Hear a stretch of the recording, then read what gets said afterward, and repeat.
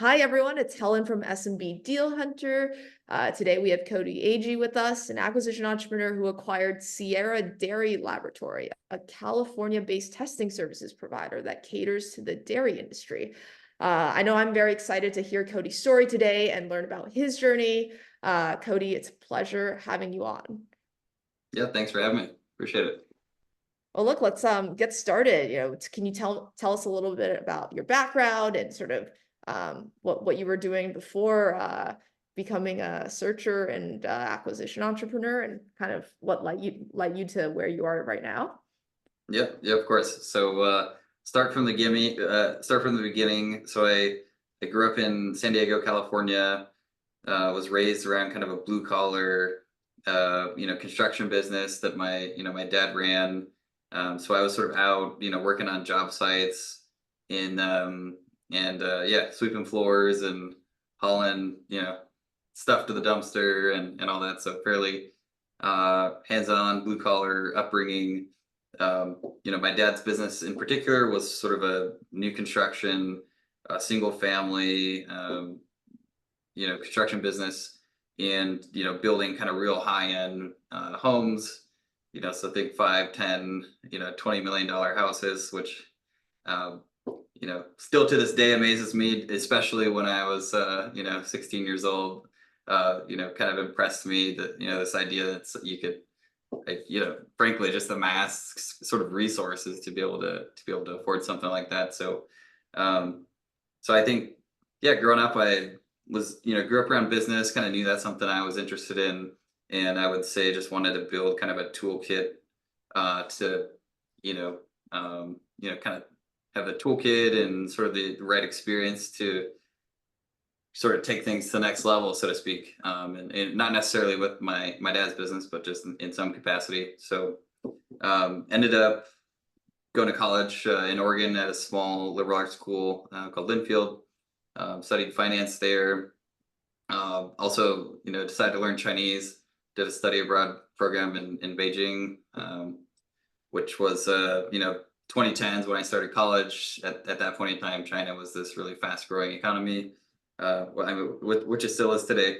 And so thought it couldn't hurt if I'm going to be interested in business. Should we switch this interview to Chinese now? Oh yeah. Well, I could say in the pre-call, I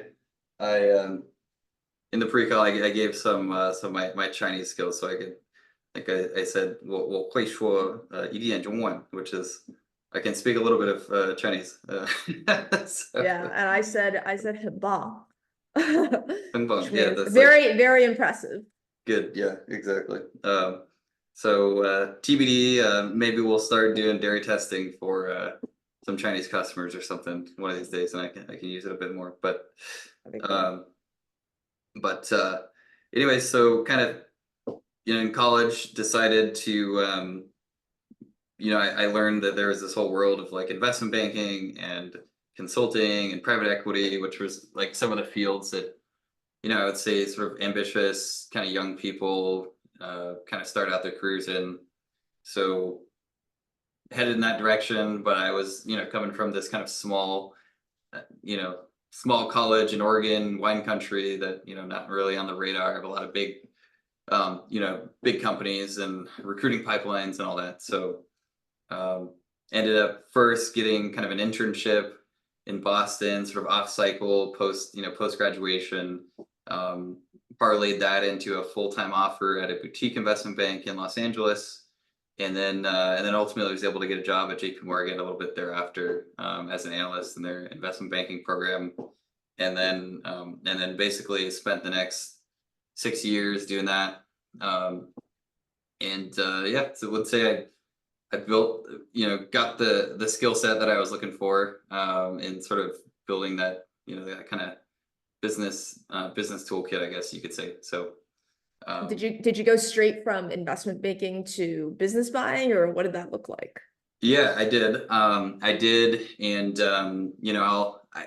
there's some failure along the way, which I'm happy to share. But I first learned about the idea of buying businesses and entrepreneurship through acquisition from a colleague actually at JP Morgan, who had gone to Harvard Business School, came to JP Morgan as an associate, and we're sitting next to each other in cubicles, and he's 6 months out of his MBA, and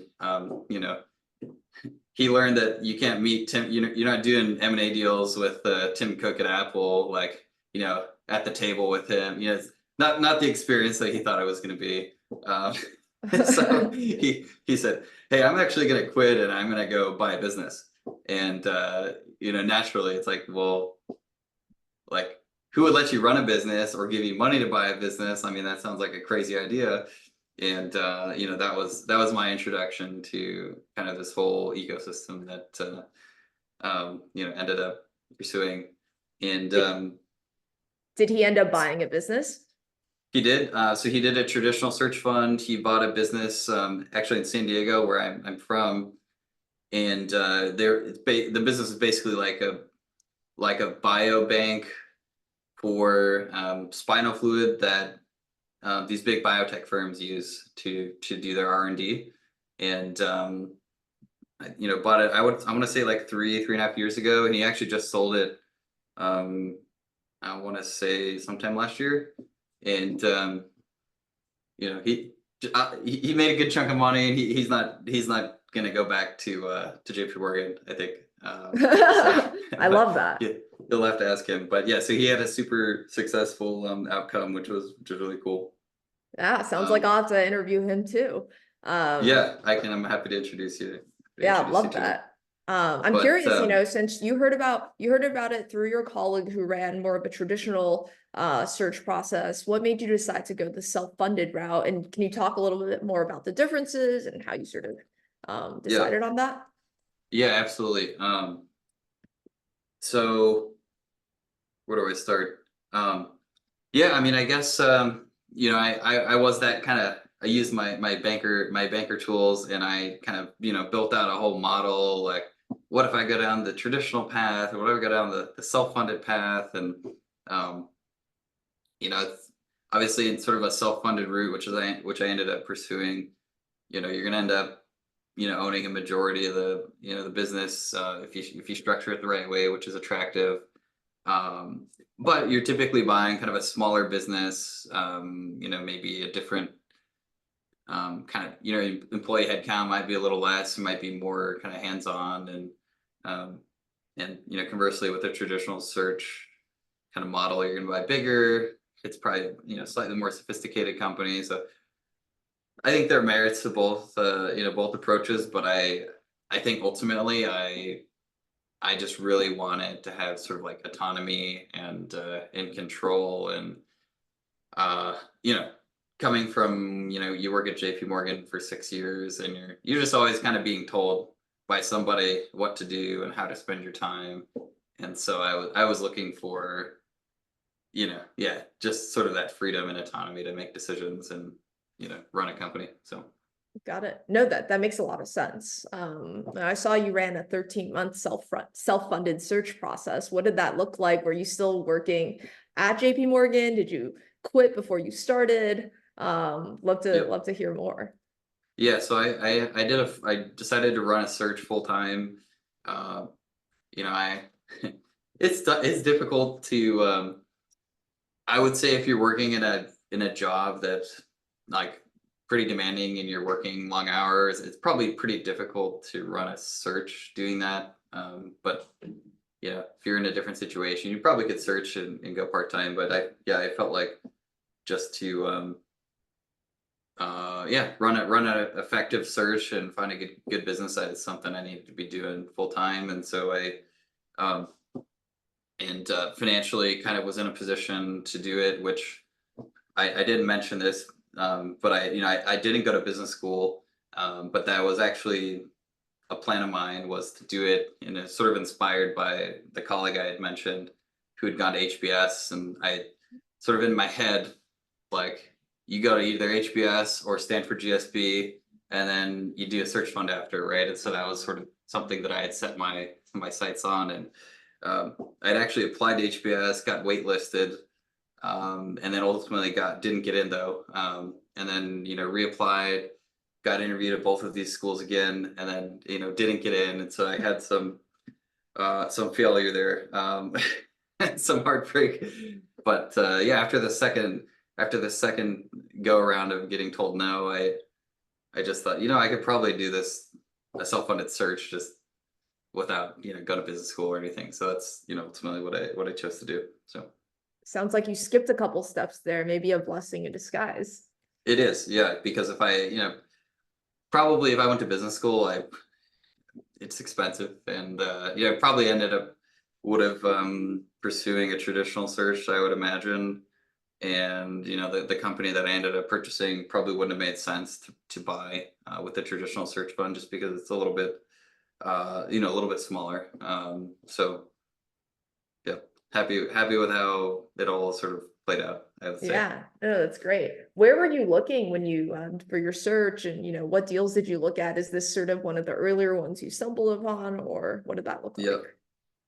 So yeah, so I wanted to get kind of closer to home, closer to family. So I set up my search in kind of Southern California, and then was looking, in like a reasonable radius within I like ideally in kind of Southern California, but if it was maybe, in Phoenix or like Northern California or something like that, like or Vegas maybe, or something like that probably would have worked. And that changed over time. I became more flexible with geography as time went on, because it's difficult to find a good company like in the city you want to live in. So, Sure. but yeah, so I started searching kind of fall 2022, and I came across Sierra Dairy Laboratory in February of 23, so about 14 months ago. Um, and my criteria was, had kind of a regional, call it regional focus, and then was sort of industry agnostic, and then kind of just looking at a lot of the filters and criteria that people talk about. But effectively, to sum it up, is something that you feel comfortable kind of putting some debt or leverage on, and feel like it'll keep performing through whatever economic cycles come, or kind of what other kind of risks could present themselves, right? So so a business that it's got a reason to exist, kind of good, long track record, all that stuff, right? So um and Did yeah. you submit a couple LOIs before landing on this one, or is this sort of the first deal you really pursue? What did that look like? No, I did. Yeah, so I think over the course of my search, I submitted 15 LOIs. Wow. Um, I tried to stick to one a month. That was sort of like, because searching is sort of lonely, and you have no idea like what success looks like. And so in talking with other searchers, I had sort of heard that, if you set a milestone, like submit an LOI a month, then you're kind of like on track, I guess. So that was sort of how it helped me feel productive, by trying to stick to that. And so yeah, some interesting companies along the way. One company I looked at was a um, kind of a maintenance service business that catered to the semiconductor kind of fab equipment industry. So um, you know, you think about these semiconductor fabs that are making chips all over the world. The machinery involved in doing that, um, just like any other machinery, goes bad. And if you're a fab making chips, you can either buy a new machine, or you can kind of ship parts out to this company, and they'll get your machine kind of up and running and in good condition for a fraction of the cost, basically. So they were sort of like an outsource, maintenance provider. Um, that was a pretty interesting business. It was big. It was like $3 million of EBITDA, and it was 20 minutes from my parents' house in San Diego. So location wise, it was good. Why did you And yeah, ultimately pass on it? I just got blown out. I submitted an offer, I think, for maybe like 15 million bucks, which is like 5 times, with like a good, pretty large size seller note. And yeah, I just didn't stand a chance, price wise. And I think it wouldn't have been a good fit as well, because I went and met with the seller, sit in his office, and his entire wall is just algebra, you know. And I'm like, what is that? He's like, oh, I'm just designing this new, like, whatever, like machine or, something like totally just like over my head that I wouldn't have been able to like step in and do. So, um, It's anyway, funny. so that was like LOI number one. I think I sent it in November, November of 2022. Yeah. So, and then, yeah, I looked at other businesses. I think next LOI was like a company that rented out like oxygen tanks and other sort of like medical equipment to people who kind of need, you know, um, who need that. And one of the kind of frameworks I like to use in my search was, I would think, what are like the most fundamental things people need? It's like housing, water, uh, food, oxygen, right? Oxygen kind of fits in that. Yeah, pretty essential, I'd say. Yeah. And So, where were um, you looking for these deals, or where'd you find these deals? Were they mostly brokered, off yep. market? What were you sort of doing? Yeah, so these were all broker deals. I of all the LOIs I submitted, all of them were through broker channels. I was trying to do cold outreach through, I had cold email campaigns going. Um, I just didn't personally have much success with that, and I don't know how much that is to my, lack of, ability to run a good campaign or just whatever. But I mean, I think I was doing an okay job, but I think, people just, you email them out of the blue, and then, some respond like, yeah, maybe. And then of those that say maybe, you actually have a call and you realize like, oh, that's way too small, or then they're not actually ready to sell, or right. So there's like a whole process if you're a business owner and you decide, okay, I want to sell, and then you start gathering, you need to gather like financial information and other stuff to present to potential buyers. And so there's a time period between like deciding you want to sell and actually like having the business ready to be marketed. So, um, if you have like a long time horizon of searching, I feel like, going through proprietary channels can make sense. But kind of if you're in a hurry and you're not you're doing this full time, I think it's definitely worth kind of, going through kind of broker channels. So, No, I think that makes sense. It's definitely a yeah. lot warmer when you're going through a brokered channel. So, Yep. well, what made Yeah. you land on this testing service provider, Yep. testing hub, I guess? So it's a funny story. It probably won't sound true, but it's actually true.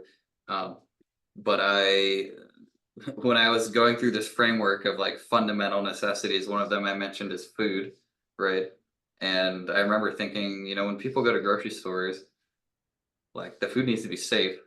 I bet there's somebody that's like ensuring that the food is like safe to consume, right? And all that. And I remember writing down on my list of like potential industries that I like was like food testing or, something like that. And then the Sierra Dairy Laboratory popped up about 2 weeks later on, it wasn't Biz by Sell, but like one of those kind of like broker sites basically.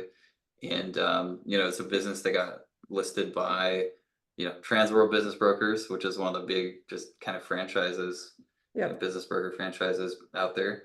And yeah, just knew that right away is like right size, roughly, and something I could do, and kind of geography was roughly, more or less what I wanted. And yeah, so I kind of went after it. And you know, initially I actually lost out. They'd initially gone with a strategic buyer. Um, and it would have been like March last year. I submitted an LOI, but ultimately kind of went with someone else, but really liked the business, and stayed, close to the hoop, so to speak. And month and a half later, kind of fell through. Um, Couple reasons. One was the owner was selling the business and the building, and the strategic buyer said, actually, I changed my mind. Don't want to buy the building. Just want the business. And I want to take the business and fold it into my other lab I have 2 hours north. Which the employees here were like, no, I'm not. I live here. I'm not moving. I'm not moving my life and my family up there for that. So, just wasn't the right kind of the right fit, right buyer. Um, and got so and then kind of resubmitted slightly revised LOI and got that signed kind of like mid-May of 2023, basically. So Oh, wow.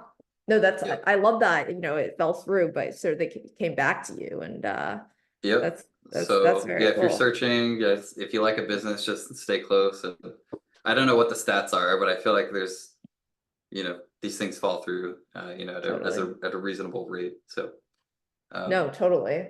No, I see that a lot. And how did you end up structuring the deal with them, with the sellers, and how did you, yep, I guess, finance the transaction? Did you buy the real estate? What did that look like?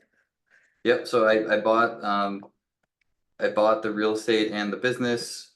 Um, haven't like publicly shared like size wise like what it is, and I'll probably just kind of stay that way. But um, for those of you familiar with the SBA 7A program, I used up like a good chunk of what the SBA would give me, and that was roughly 75% of the total purchase price. It was financed through SBA.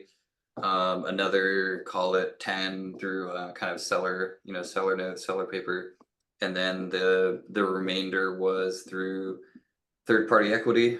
Um, I think put in 50 grand myself, and then the rest I raised another 575 of kind of third party equity for the deal.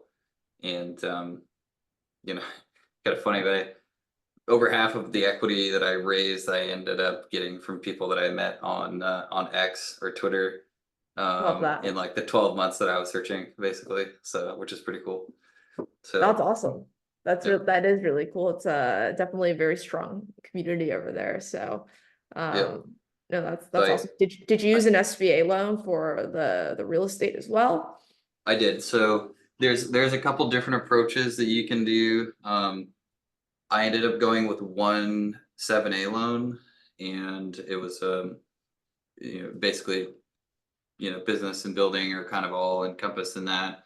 And the business, the way that my deal structured was the business was 60% of the value of the purchase, and the real estate was probably like 40. um and so when you have that sort of scenario where the business is a majority of the purchase, um the bank will blend the term of the loan so that you get 10-year am on the business portion, or 10-year amortization on the business portion, and 25 on the real estate. So I ended up getting a 16-year term SBA 7A loan, and ended up basically penciling out to, if you looked at sort of like the trailing 12, kind of cash flow of the business, it was, just north of like 1.5 times DSCR, Oh, um, nice. that we penciled in. So, and we did that through Live Oak, who's a notoriously kind of more conservative lender, and was good to get their kind of blessing that they liked the deal and all that. So, Yeah, no, I think a lot of people, don't recognize that, one of the nice things about going SBA or working with a bank is they're also underwriting it. So, yep, um, yep, yeah, so I exactly. guess Yeah. what were So, some of the other approaches you considered when, not, I guess, did you consider any sort of like non-SBA approaches for the real estate piece or? um, there was a slight consideration around, I could, people talk about doing like a sale leaseback on the building, and then, sometimes the math works out to where you have sort of like a surplus in funds of like selling the real estate, and then you can take that and use that as sort of like your equity injection for the business purchase, which I considered. But I frankly, I wanted sort of like certainty of closing, and I didn't want to screw around with like trying to be cute with structure and everything.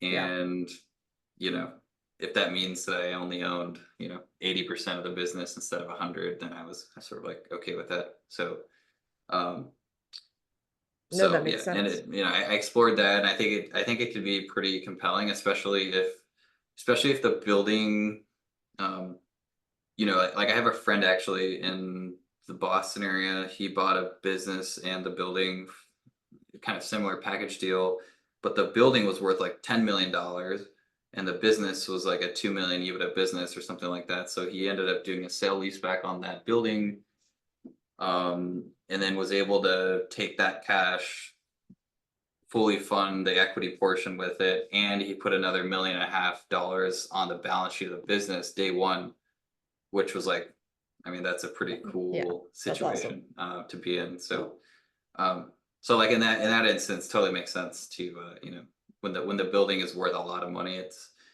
you probably don't want to have to raise equity Yeah. to take that down. So No, that makes sense. And what was running diligence on this deal like? I guess before yep. that, even, what did you like about the opportunity? What did you like about the business? Is it Mhm. testing just for dairy? What does that even mean? Yes. Yeah, so yeah, I could back up. First, I'll describe what the business does, and then why I liked it. So basically, our Sierra Dairy Laboratory is located in sort of like central California, and people may not realize it, but California is actually the largest agriculture producing state in the U.S., and dairy is the largest ag industry in California. So dairy is kind of big business here. A lot of the milk or cheese or other kind of dairy products you consume, there's a good chance that it came from somewhere in California actually. And we work with a couple different some different parties involved.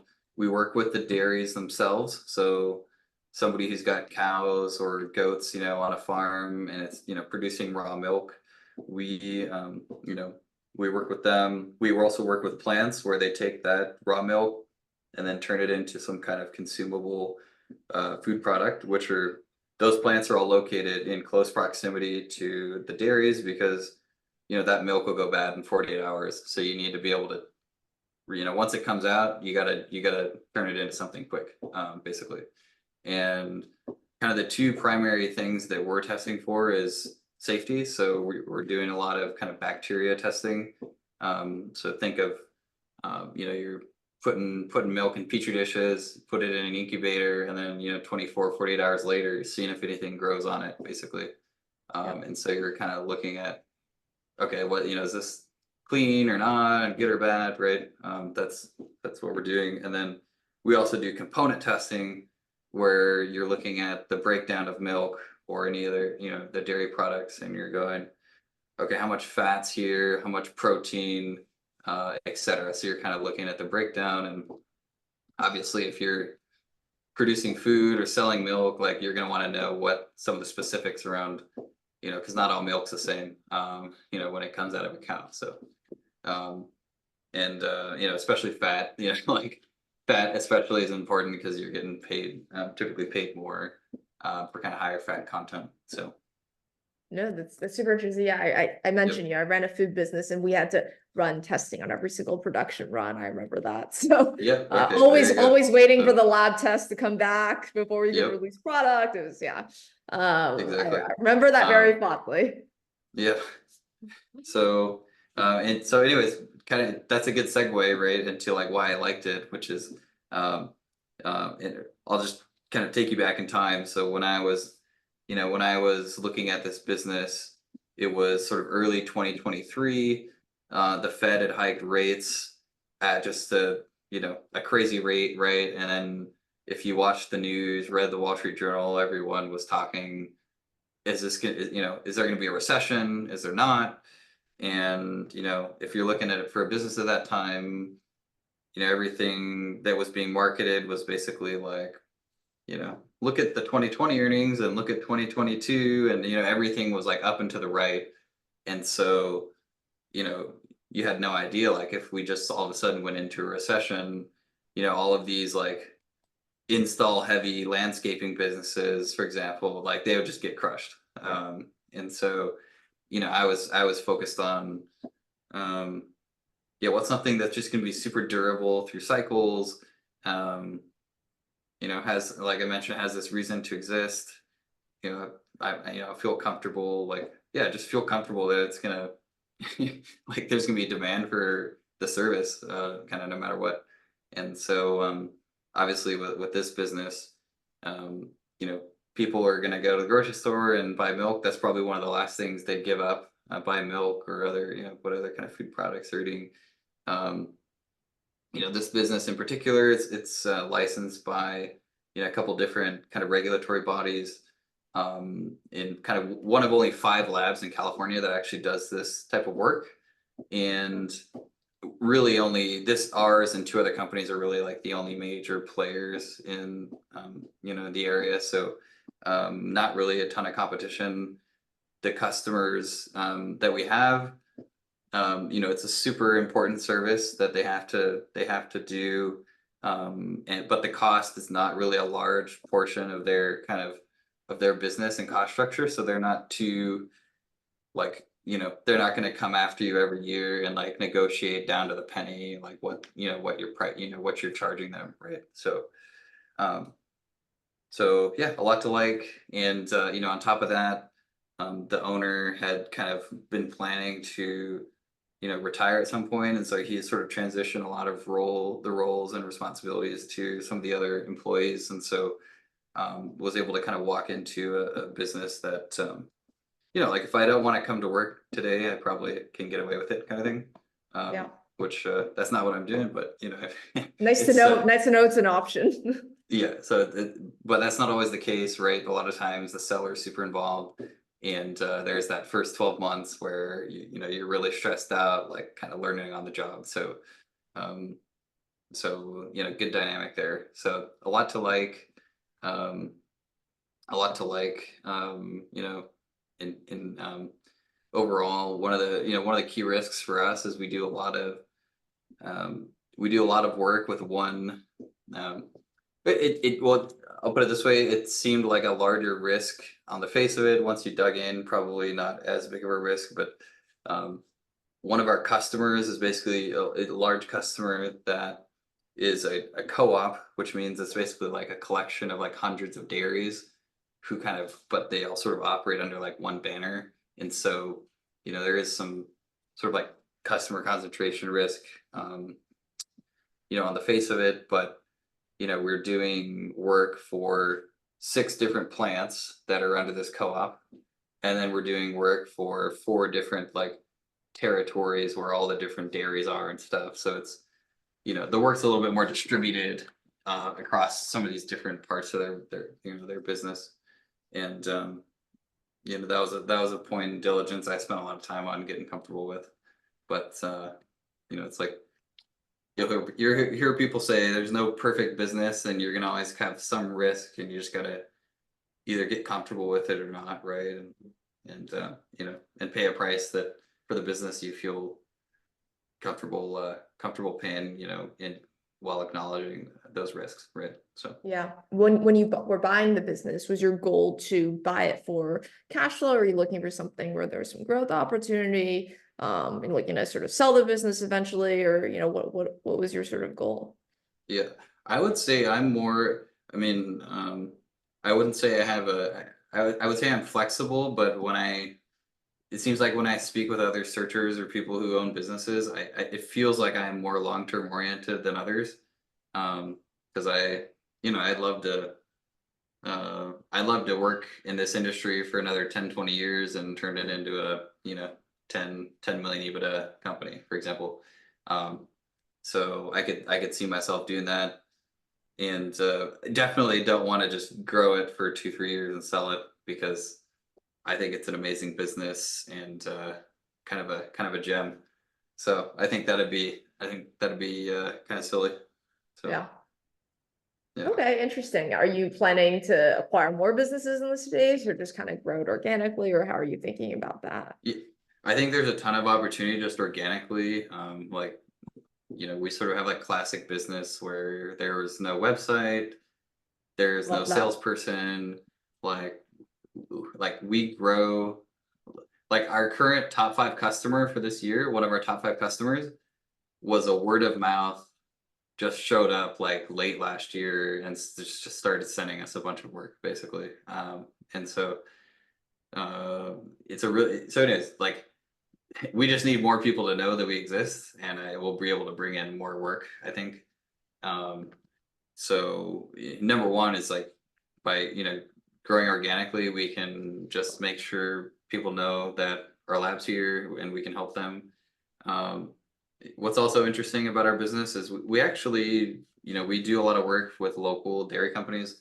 We actually can do testing for pretty much anyone in the nation or in the world because, we do raw milk testing, which has this, kind of expiry period, which I mentioned. But we also do testing on like powdered milk products who've already gone through a cycle. So people ship that to us from Michigan, Texas, kind of other places. And so, we could do kind of a real aggressive kind of like get in front of basically every, dairy business in the US, for example, to try and like get more of that sort of business. Um, and No, it's then super. I didn't No, mention go this, ahead. we also do water testing. And so in theory, like we do water testing for some of the local cities here. And so our addressable market for that testing is literally every city in the US. So, I mean, we could, and people could send that to us through the mail. And, if you read in the news last week, I believe Congress just passed the requirement for cities to start testing for this PFAS, which is like this um, forever chemical or whatever they call it. So anyway, so there's more and more focus on water quality and all that as well. So that's like a very small part of our business today that we could definitely like expand. So anyways, I think we have a lot of opportunity just like organically to grow the business, and then over time, if we wanted to do some add-ons, definitely open to that. But I think you know have plenty on our hands now with Yeah, no, with what we have. sounds So like it. No, sounds like it. That's very exciting. I guess going back to the diligence process, how did you run that process? How long did it take from, yeah, LOI to close? What did that look like for you?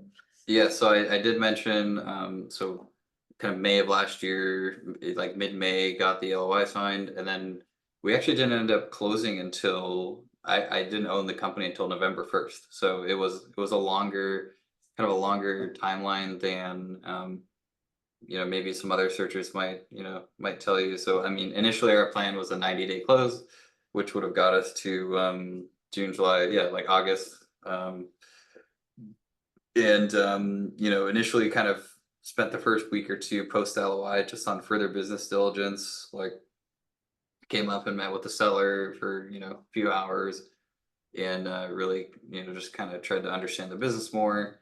I did come from kind of an investment banking finance background, so I was able to do at least some prelim like financial diligence, where you're sort of like do the numbers match up to what the broker presented, and that was all kind of roughly shaking out. And so at that point, I brought in somebody to help with the kind of a quality of earnings, which is like a CPA firm that helps kind of like really confirm that numbers are kind of what they say they are, right? So started that process, and concurrently with that was getting the deal in front of lenders. So it was basically like QV lenders working, kind of in tandem.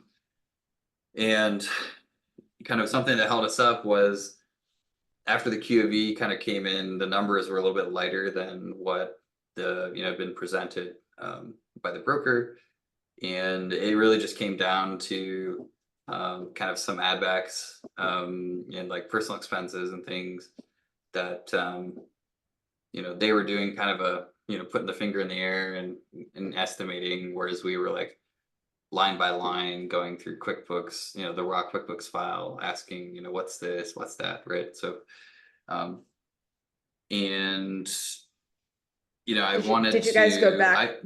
Did you guys what's go that? back to did you guys go back to renegotiate, or what did Yeah. that look like? Mm. So, um, I mentioned Live Oak, they're a bit more conservative lender. That's kind of who I wanted to work with, just because they're, like a bit more conservative, and they're choosy with like the deals they want, which, and so I wanted to kind of structure a deal where they were comfortable, right, and sort of had their blessing. And so we basically took the revised numbers that we had through our QV and then kind of just put something on paper where I'm like this, with the numbers that I have, this is what I'm comfortable with, and then put that back in front of the seller, and kind of along the all during the QV process, I had him feel fairly involved and was kind of explaining like why this is important and what it meant and all that. So it didn't come out of left field that that I was asking for kind of a change in terms, and I sent him a revised offer on a Friday, and then he did go quiet for probably 2 3 days, but ultimately we The longest weekend ever. yeah, exactly. But ultimately was pretty good sport, and we came to kind of an updated agreement on terms and all that, and that would have been, yeah, like midsummer, like July August, I want to say, is at that point. And then from there it was okay, let's start drafting docs with lawyers and kind of get the loan sort of finalized and all that, and then we were pretty much ready to go September, but it was pushing it in terms of like being able to close um end of September, and we wanted to close end of month just because we basically invoice customers at the end of every month, and so to keep it, just keep everything very clean and simple, it's easier to go, okay, like last month was your revenue, and like this month is mine, right? Um so we were almost ready to close end of September, didn't quite make it. So then we just decided, okay, end of October. And so we were kind of waiting around a little bit, to get it finalized. But yeah, so closed the end of October, and then November 1st of last year was basically, day one of kind of owning the business. Exciting. And what did the transition look like? Did the seller stay on for a period? How did you guys structure that? And what's it been Yeah, I like think we past half year? Yeah, so we negotiated a 3 month kind of 3 month transition agreement. Um, not as long as some others may want in a deal, but yeah, I felt confident in kind of in diligence learned that his role wasn't, wasn't like removing him after 3 months probably wasn't going to be the worst thing. So, and yeah, pretty much it all gone like super smooth. So, and we still have a good relationship, and we'll go out to dinner and It's great. just kind of catch up on stuff. So, and our dogs became friends, so we do some dog play dates and all that. So That's a great sign. yeah. I love that. so So how quickly so would you say it took for you to learn the business, and what's it been like since you took I over? mean, I still feel like I know nothing. Almost, like I kind of beat myself up sometimes. Like I'm like, I need to know more about, like about what's going on. But luckily I have right like a whole team of, we're just, the business is a collection of people and their experiences and relationships with customers and all that. So it's not just, it doesn't all just kind of fall on my shoulders to sort of make, to make things happen. So, um, but I will say, like if the business was, if the seller was super heavily involved, this would be an extremely difficult transition because it's a pretty technical industry and business. It's not like we're just out mowing grass, right? And if I bought a business like that, it's not that complicated. You just make sure you're sending people the right places each day, and otherwise it's not too bad. But this running a lab is it's like high school chemistry basically. If you think like there's beakers everywhere and auger and like Yeah, I would not yeah, do well. yeah. So there's it's anyways, a lot to learn. So Yeah. So but what's your day-to-day like now? How are you spending your time? yeah, I would say I mean, the first 3 months, it was just, let's just like bank accounts, transition suppliers, customers, like utilities, and just all that sort of like nitty-gritty stuff, just like moving things over. Um, and then once we got all that kind of done, sort of sat down and thought like what are our big priorities, for the business, and how do I want to spend my time? And so I would put it in, I think probably 5 buckets. One is sort of like standardized, reporting, like financial reporting, and like in KPIs and things. Basically, just like help get the business in better shape, where like I can actually just know every day or every month like what's going on. Um, so I'm spending time doing that. Um, Kind of sale. We don't have a sales function, and so luckily, like I mentioned, we have people just show up and give us Yeah. business, and we're doing well, kind of ahead of plan, kind of where thought we might be for the first, what are 5 6 months. So we're doing well from that perspective. But um, yeah, getting us ready to be able to grow. Like, we don't have a website, so we need a website. We need a list of customers, contacts, who are we going to reach out to if we want to kind of get new business. So there's a lot of groundwork that needs to be done to sort of, put that in motion. So I've been working on that. Um, One of the more kind of ambitious things that we're doing is basically our whole lab is like paper based. Um, so we get a sample, somebody prints out like a sheet, and then you write down like 2 quantities of this test, and then someone takes that paper and then hands it to, somebody in the next room, and then they take it and do something to it. Then they take it to someone else, and then they put it in Excel. And at the end of the month, we take that Excel and like print out an invoice and then email it to the customer. So there's like all these steps and involved. And so um, I've since learned that there's a whole category of vertical software, called LIMS, or kind of Lab Information Management System. I think that's the acronym. But there's a whole software category that's dedicated to labs.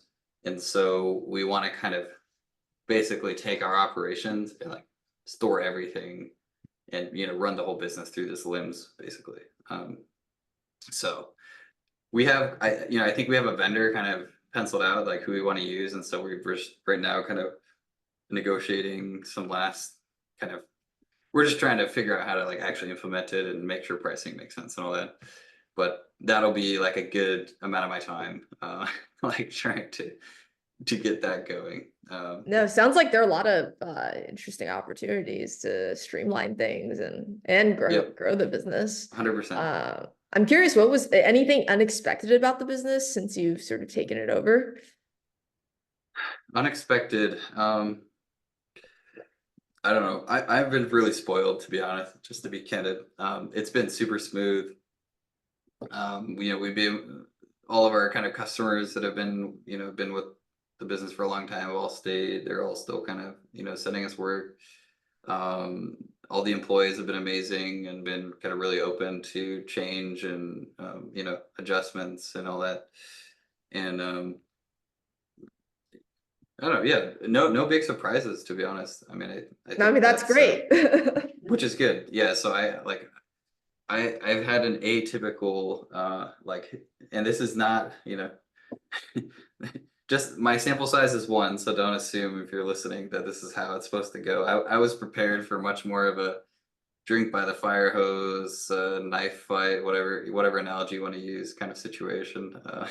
So, but uh, but it's a good situation to step into, because I if a piece of equipment breaks or there's an issue with an employee, like we have there are a couple girls who have been here for decades basically, and this isn't their first rodeo, so they can handle a lot of that. And then it gives me the freedom to spend time on some of these kind of more growth type initiatives, right, that I was talking about, like sales or this LIMS system, for example. Um so yeah, Yeah, it's so that's far, great. like exceeds expectations in general. And so uh, but yeah, I get it. I get antsy, like want to get the website going and reach out to customers and get the limbs going. So it's but other days I remind myself like it's good that you're just in this situation where um yeah, it's a good Good business place. and good good group of employees and all that. So No, it's great that you're able to sort of be strategic pretty early on and not have yeah, to, be on the floor operating. So, no, exactly. that's definitely great. I guess, looking back on this entire process, is there anything you would have done differently? Um, Yeah. Yeah, maybe I would say this. So I had very much like a regional focus on my search where I wanted to buy a business that fit into kind of some certain filters or criteria within a certain area. And, like if Sierra Dairy hadn't closed and if there had been sort of an issue, like my pipeline wasn't great, in terms of other kind of companies and businesses that were out there. So, and at that time, I remember thinking that I'm gonna go nationwide with my search if like this thing falls through because I would much rather own like a super good high quality business and then just like get on a plane on a Friday and head home, visit family and stuff than like, I bought this business, right near all my family and friends, but it's a total dumpster fire and I'm super stressed out and right. So I think that yeah, I would have widened out the geography a bit and because I hear, I did a lot of reading and I heard people say it's really hard to find a business. But, I've always sort of been like an overachiever most of my life. And I figured, oh, that's just, people just say that. I'm sure I'll find a really good business in like 6 months, but it's actually like really hard. So, um, so anyways, I maybe underestimated the difficulty in that. And so I do feel very fortunate. I believe that you create your own luck, but there is an element of just luck and having been able to find this business and put a deal together. So No, that's sort of great advice. I guess, yeah, you said you did a lot of reading, you spoke to a lot of people who've, been through this. Now that you're sort of on the other side, is buying a business everything you kind of expected it to be? What are your thoughts there? yeah, I think so, more or less. I would say, especially for the type of business I bought and the location. I live in kind of a more like ag community population. 140,000. That's like the biggest town. In like an hour's radius, right where I live. So, moving from New York City to here, that's definitely been an adjustment. Um, like when you live in a big city, you just can go down the street and have a coffee with sort of like-minded people, right? Whereas, in sort of like a more ag community, it's just um, like an outlet for, there's not as many outlets as, just like other people who buy businesses or, worked in, you know, finance in New York or whatever, right? So that's been a little bit of an adjustment, like a um, different place to live, different people, which is it's not bad, but it's just objectively different. So that's been an adjustment, um, but nothing that not it's not a lot, not like I dislike it. It's just yeah, Definitely different. yep. So Um, well, I know we're at time, but any final words of wisdom, especially for, the first time business buyers out there? yeah, I mean, I knock on wood. So far, my experience has been good, kind of post closing with the business, and at least I can speak for myself that has changed my life in a good way. And so when done right, it can, basically overnight just kind of totally change the trajectory of your career and your life and all that. So um, it's good to it's good to have a healthy dose of fear and optimism and with respect to kind of thinking about buying a business and searching and all that. So um, and but yeah, so far for me it's been a great experience and I'm super happy that I learned that this is even a possibility, and then I sort of pursued it and bought a business. So No, I love that. I love hearing that. Cody, if people want to reach out, where can they find you? Is X/Twitter the best place, or yeah, I'm kind of in all different places. So yeah, you can find me on X or Twitter. Find me on LinkedIn. My name is Cody Agee, and yeah, feel free to reach out. I lean on a lot of other searchers and former business buyers for advice and tips and all that. So I'm more than happy to share whatever tips or wisdom I can give. So yeah, awesome. Well, Cody, thank you so much. Really, really appreciate your time today. I know I learned a lot. I'm sure a lot of people listening in will too, will feel the same way. So thank you again, and it's great having you, and let's stay in touch. perfect. Yep. Thanks for having me.